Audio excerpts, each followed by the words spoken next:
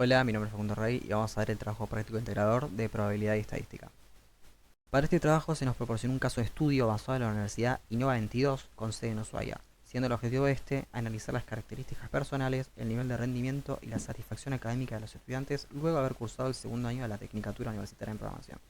En primer lugar, se nos pide identificar con relación al caso propuesto la población y la muestra utilizando un vocabulario técnico. En el caso presentado, la población es el conjunto de estudiantes que cursaron el segundo año de la Tecnicatura Universitaria en Programación, mientras que la muestra es el grupo de alumnos seleccionados por la consultora Estudio X el 11 de marzo de 2025. Por otro lado, se nos pide la unidad elemental y hacer esta el individuo o el elemento más pequeño del que se puede obtener datos en un estudio estadístico. La unidad elemental en este caso sería cada alumno. Luego se nos pide identificar las variables en estudio, siendo estas el género, si fuma, el número de hermanos, el peso en kilogramos, la estatura en centímetros, la edad, los gastos semanales en alimentación, la cantidad de materias aprobadas, si se está satisfecho con la carrera, el tiempo semanal de estudio en horas y si trabaja. En primer lugar, tenemos las variables cualitativas nominales, que son variables que solo sirven para distinguir categorías sin ningún orden entre ellas. Tenemos el género, que responde en masculino y femenino, si fuma, que responde en sí no, y si trabaja, que al igual que fuma, responden sí o no. Luego tenemos las variables cualitativas ordinales, que al igual que las nominales, son variables que distinguen categorías, pero estas sí tienen un orden lógico. De estas únicamente tenemos en satisfecho con carrera, la cual se responde con un número del 1 al 4, siendo el 1 muy satisfecho y el 4 muy satisfecho. Luego pasamos a las variables cuantitativas, que son variables numéricas. Primero tenemos las variables cuantitativas discretas, que son, bueno, valores numéricas, que solo pueden tomar valores enteros, generalmente contables. De estas tenemos el número de hermanos, tenemos la edad y la cantidad de materias aprobadas. Luego tenemos las variables cuantitativas continuas, que, a diferencia de las discretas, son variables que pueden tomar cualquier valor dentro de un rango, incluidos los números decimales. Por ejemplo, el peso en kilogramos, la estatura en centímetros, los gastos semanales en alimentación y el tiempo de estudio semanal. Luego se nos pide construir la tabla de frecuencias y calcular todas las frecuencias de las variables en tiempo en horas semanales dedicadas al estudio y nivel de satisfacción con la carrera. Acá tenemos la tabla de frecuencias de tiempo en horas semanales dedicadas al estudio. Primero cargamos la librería redxl para leer los archivos en Excel. Haremos el cuadro de diálogo para seleccionar el archivo. Leemos el archivo y guardamos los datos en datos. Extraemos las columnas, la columna que nos pide tiempo semanal de estudio en horas del data frame, y la guardamos en la variable.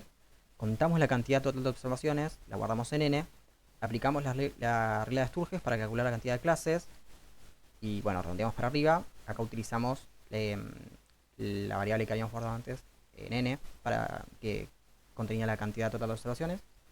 Luego calculamos el rango, calculamos la amplitud de cada clase, generamos los límites para las clases, clasificamos cada dato de tiempo semanal en las siguientes clases definidas por breaks, utilizando semiabiertos. Creamos una tabla de frecuencias, calculamos las frecuencias acumuladas, sumando progresivamente las frecuencias absolutas, después calculamos las frecuencias relativas, bueno, después lo mismo, las relativas acumuladas, creamos el data frame con todos los datos que fuimos juntando y las etiquetas, y al final con un print mostramos la tabla. Si corremos esto, control shift enter, nos pide el archivo, seleccionamos, y acá tenemos la tabla. Tenemos todos los intervalos, las frecuencias absolutas, las absolutas acumuladas, relativas y las relativas acumuladas. Si nos fijamos acá, por ejemplo, bueno, en la relativa acumulada ya nos da 1, y en la absoluta acumulada nos da 105. Si volvemos al Excel, ignoramos la primera fila, porque son las etiquetas, vemos que hay 105 datos en total, entonces leyó bien todas las columnas y filas del Excel. Acá se ve mejor la tabla que se creó. Luego se nos pide realizar la interpretación de todas las frecuencias correspondientes al cuarto intervalo de esta tabla. El cuarto intervalo sería este, de 10 a 13 horas. En este podemos ver que la frecuencia absoluta es de 44, lo que indica que 44 observaciones registran entre 10 a 13 horas de estudio. Luego tenemos la frecuencia acumulada, que es de 78, lo que significa que 78 observaciones presentan hasta 13 horas de estudio. La frecuencia relativa es 0.419, es decir, el 41.9% del total de las observaciones se encuentran entre 10 a 13 horas. Y finalmente tenemos la frecuencia relativa acumulada, que es de 0.743, lo que indica que el 74.3% de las observaciones registran hasta 13 horas de estudio. Luego tenemos la tabla de satisfacción con la carrera. Bueno, igual que antes, cargamos la librería redxl para leer los archivos Excel, seleccionamos el Excel, guardamos el archivo en la variable de datos. Luego, con Factor, hacemos que las etiquetas de la tabla se muestren como muy satisfecho, satisfecho, insatisfecho o muy insatisfecho en vez de 1, 2, 3 o 4, que es como se muestra en el Excel originalmente. Luego creamos la tabla de frecuencias absolutas. Con CAMSAM calculamos la frecuencia absoluta acumulada. Después calculamos la relativa acumulada. Creamos el dataframe con todas las tablas y las etiquetas. Y terminamos imprimiendo la tabla final. Si hacemos lo mismo que antes, Control Shift Enter, seleccionamos el archivo. Si nos muestra la tabla acá se va mejor. Esta sería la tabla, que al igual que la otra, tenemos 105 datos en total y 1% en la relativa acumulada.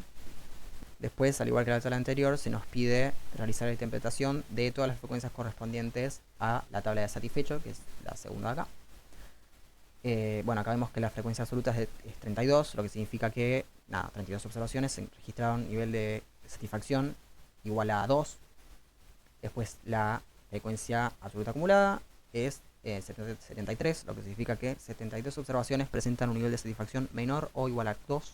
Luego la frecuencia relativa es 0.305, es decir, el 30.5% del total de las observaciones muestran un nivel de satisfacción de 2, o sea, de satisfecho.